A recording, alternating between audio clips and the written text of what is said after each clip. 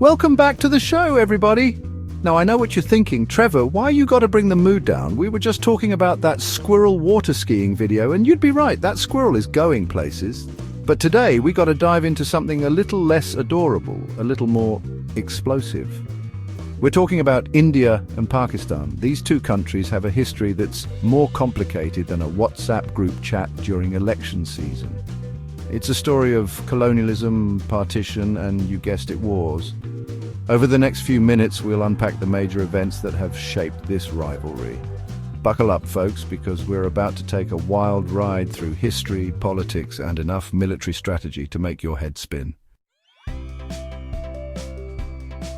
So, picture this. It's 1947.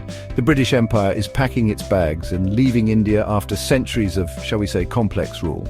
But here's the thing. They decided to split the country into two, India and Pakistan, like roommates who finally decided to go their separate ways but forgot to divide the furniture and the spices. And, well, the entire state of Kashmir. See, Kashmir, this beautiful region nestled in the Himalayas, had a majority Muslim population but was ruled by a Hindu Maharaja. He was like, you know what, I'm good on joining either side for now. Big mistake, my friend. Pakistan was like, hold up, Kashmir should be with us.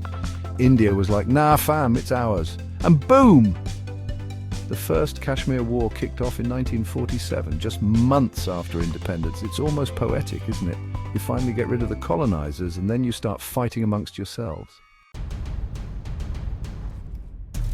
So Pakistan, eager to claim Kashmir, sent in troops disguised as tribesmen. It was like a really aggressive game of capture the flag, but with way higher stakes. India, caught a little off guard, scrambled to defend its claim. The fighting raged on for over a year, with both sides claiming victory at various points. It was like watching a tennis match where the players keep yelling, "out!" But there's no referee to make a call. Finally, after much bloodshed and international pressure, a ceasefire was declared in 1949. But here's the kicker. Kashmir was divided along a line called the Line of Control. Think of it like the world's most awkward roommate arrangement, except instead of dirty dishes, they're arguing over territory. And guess what? That line of control is still there today, a constant reminder of the unresolved conflict. It's like that passive-aggressive post-it note you leave on the fridge, except this one could trigger a war. Fast forward to 1965. Pakistan, still feeling salty about Kashmir, launched Operation Gibraltar, sending armed infiltrators into Indian-administered Kashmir. They probably thought they were being super sneaky, but India was like, bro, we see you. What started as a covert operation quickly escalated into a full-blown war. Tanks rolled across borders, fighter jets dueled in the skies, and both sides exchanged artillery fire like it was going out of style. It was chaos, but with better choreography. After weeks of intense fighting, both sides agreed to a ceasefire brokered by the United Nations. The Tashkent Declaration was signed, both sides went back to their corners, bruised, but not broken. But did it solve the Kashmir issue? Of course not. That would be way too easy. Instead, they just agreed to disagree and went back to glaring at each other across the line of control. Chapter 4. The 1971 War, A Nation is Born. Now, the 1971 War was a whole different ballgame. This time, it wasn't just about Kashmir, it was about the birth of a new nation, Bangladesh. East Pakistan, separated from West Pakistan by 1,000 miles of India, was feeling neglected and exploited. They were like that friend who always picks up the check but never gets invited to choose the restaurant. When West Pakistan cracked down on Bengali protests, India stepped in to support East Pakistan's independence movement. It was like that moment in a movie where the underdog finally gets some backup. The war was swift and decisive. India, with its superior military might, crushed Pakistan's forces, leading to the creation of Bangladesh. It was a humiliating defeat for Pakistan and a strategic victory for India. But hey, at least a new nation was born. Every cloud, right? Chapter 5. The Kargil War conflict at the roof of the world. Okay. Fast forward to 1999. The world was entering a new millennium. Everyone was worried about Y2K, and India and Pakistan were, well, still fighting. This time, the conflict took place in the icy heights of Kargil, Kashmir. Pakistani soldiers and militants infiltrated Indian-controlled territory. hoping to capture strategic positions. It was like a really intense game of mountaintop hide-and-seek, except with real bullets. India, caught off guard, again, launched a massive military operation to evict the intruders. The fighting was brutal, taking place on treacherous terrain at altitudes where even breathing is a workout.